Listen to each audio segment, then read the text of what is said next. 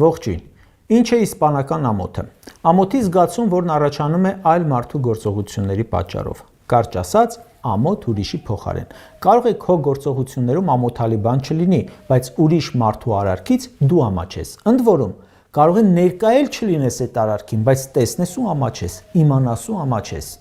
Մեր ժողովուրդը 2 օր է իսպանական ամոթ է ապրում մարդամեկի Սանկտ Պետերբուրգում պահվածքի պատճառով։ ԵԱՏՄ ղեկավարների նիստում քննարկվում է միության համար կարևոր հարցեր, խոսվում տնտեսական աճի, հետագա բարեփոխումների մասին։ Նիկոլ Փաշինյանը այդ առիթը օգտագործում է, որ երախտագիտություն հայտնի Ադրբեջանի նախագահին։ Երախտագիտություն չի հայտնում ԵԱՏՄ անդամ երկրներին, թեկուզ նրա համար, որ այդ միության շնորհիվ տնտեսական առաջընթաց է ցույց տալիս։ Ադրբեջանի նախագահին երախտագիտություն է հայտնում, որ իր ֆրակցիայի падգամավոր Խաչատուր Սուքիասյանի ընտանիքին պատկանող բիզնեսի համար բենզին են ծախել։ Սամվել Ալեքսանյանի համար էլ թույլ են տվել իր տարածքով 3-րդ կարգի ցորեն բերի։ Գնացել բանակցել է Հայաստանի Հանրապետության փոխվարչապետը Ադրբեջանի պաշտոնակցի հետ, բայց ոչ թե գերի բերելու համար, այլ բենզին։ Նիկոլ Փաշինյանը ինչ միջոցառման որ մասնակցում է, մանկապարտեզի բացումից մինչև ՄԱԿ-ի գլխավոր ասամբլեայում ելույթ։ Գնում է Մոսկվա, գնում է Թբիլիսի, գնում է Սանկտ Պետերբուրգ, Մյունխեն, Նյու Յորք։ Երախտագիտություն է հայտնում Ալիևին։ Տպավորությունն է, որ ԿՊԱ-ականների քեֆերի ժամանակ առաջին Ադրբեջանի կենացն է խմում, երկրորդը Ալիևի։ Տպավորություն է, թե մի քանի երկրից սրանց պասպորտները ձեռքներից առել են։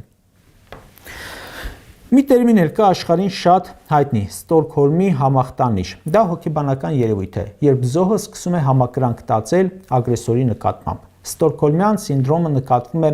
առևանգման, ստրուկների, բանտարկյալների, գերիների մոտ։ Նաև մարմնավաճառների մոտ է դա հանդիպում։ Պատանդի եւ հանցագործի միջև հարաբերությունները ջերմանում են եւ պատանդները սկսում են կարեկցել իրենց զավթիչներին եւ անգամ խոչընդոտում են իրենց ազատագրմանը։ Զոհը սկսում է ըմբռնումով մոտենալ հանցագործի գործողություններին եւ կարող է մտածել, որ նրա տեսակետը անգամ ճիշտ է, արդարացնել։ Ծանոթ երևույթ չէ։ Օրինակ, երբ Ալիևը հարձակվում է, օկուպացնում է, սպանում է, գերի է տանում, սպառնում է, իսկ Նիկոլենք ասում են, դե ինչ մեղք ունի Ալիևը, Ալմաթայի հռչակագրով եւ այլ եւ այլն։ Այդ համախտանիշի մեջ չի տեղավորվում։ 2021 թվականից ի վեր Նիկոլը զանազան պատճառներ է մոկոնում, որ ասի խեղճ Ալիևը մեղք չունի, որ ագրեսիա է անում։ Ստոկհոլմյան համախտանիշ է, երբ թույլ մարդիկ փորձում են գտնել լիդերների, ովքեր կառաջնորդեն նրանց, ուղղություն ցույց կտան, որովհետև այսպես թույլ մարդկանց պատասխանատվությունը նվազում է եւ որոշումներ կայացնելու խնդիրը դառնում է ավելի հեշտ։ Մենք թույլ ենք, պարտված ենք, պետք է ենթարկվենք, ոչինչ չենք կարող փոխել եւ այլն։ Նույնն է։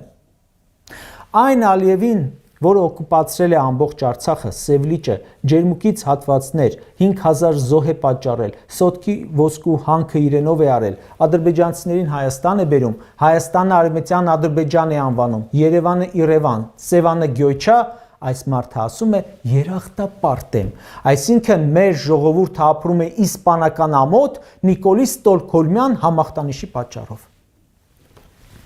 Ադրբեջանական բենզինի թեման մեր ազգի խայտարակությունն է, ամոթն է։ Այդ ճանապարհով է մեր գերիներ պետք է գային, բայց այդ ճանապարհով գալիս են կեր ու վառելիք։ Առաջացնում են, որ հարաբերությունները, եթե Ադրբեջանի հետ կարգավորվեն, հնարավոր է մի օր տեսնենք Սոկարի բենզակալոնկաները Հայաստանում, բայց չէ, ինչի Սոկարի, չունենք գործարներ, որ պատրաստ են հանուն փողի մտնել դրա տակ։ Նիկոլն էլ շնորհակալություն հայտնի, երախտապարտ լինի։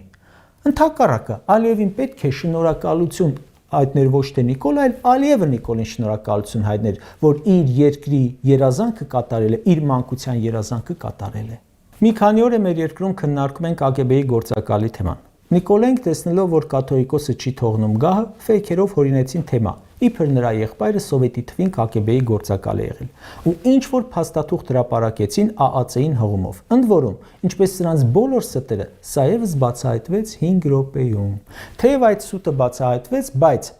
ժողովուրդը անընդհատ հարցնում է. այս իշխանության մեջ քանիսն են, որ ոչ թե սովետական ԿԳԲ-ի գործակալի համարում ունեն, այլ թուրքի։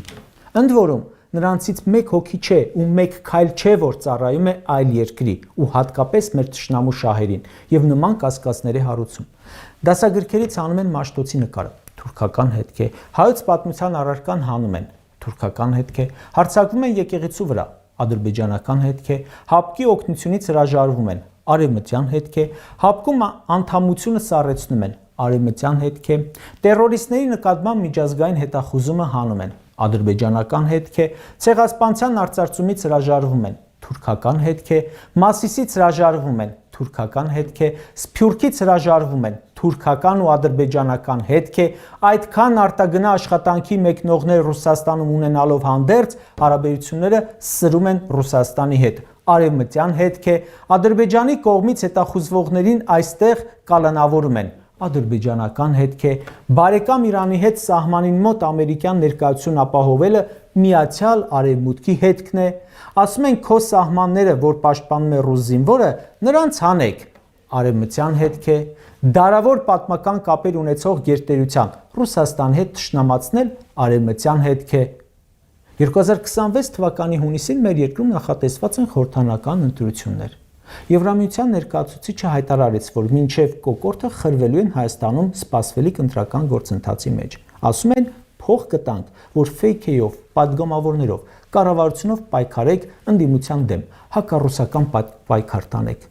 Ով Հայաստանի ապագան պատկերացնում է օրինակ Ռուսաստանի Դաշնության հետ սերտ համագործակցությամբ, անվանեք ՌՍ ագենտ, ԿԳԲ-ի գործակալ։ Հետո Մեծ Բրիտանիայի դեսպանն է այն կողմից հայտարարում, որ իրենք էլ են խրվելու ընտրական գործընթացի մեջ։ Թուրքիան ու Ադրբեջանը Հայաստանում այդ նույն գործընթացի մեջ ընտրական վաղուց են խրված։ Հիմա խնդրում եմ ինձ ասեք, այն երկիրը, որի գործերին քիթը խոթում են, ով ուզում է, ով հասցնում է, այդ երկրի ղեկավարությունը գործակալի տրամաբանությամբ չի գործում։ Կարճ ասած, գոյություն նաև կրկնակի գործակալ տերմինը, բայց նաև բազմակի գործակալը, որի դեպքում արդեն պետությունը ոնց հասցնում է, որ պետությունը հասցնում է, օգտագործում է իր շահի համար։ Դա արդեն թաքուն պահելը շատ բարդ է, եթե չասեմ անհնար։ Ինչ եք կարծում, ապագայում որևէ փաստաթուղթ գտնաձեռցելու կարիք կա, որ համոզվեք, թե որ երկրի շահերի սպասարկուներն են մեր երկիրը ղեկավարում արդեն 8 տարի։ Բայց ցավալին այն է, որ չկա մի բան, որ կարող ես մատը ծալել ու ասել, որ այսա կատարվել է մեր երկրի շահերից ելք։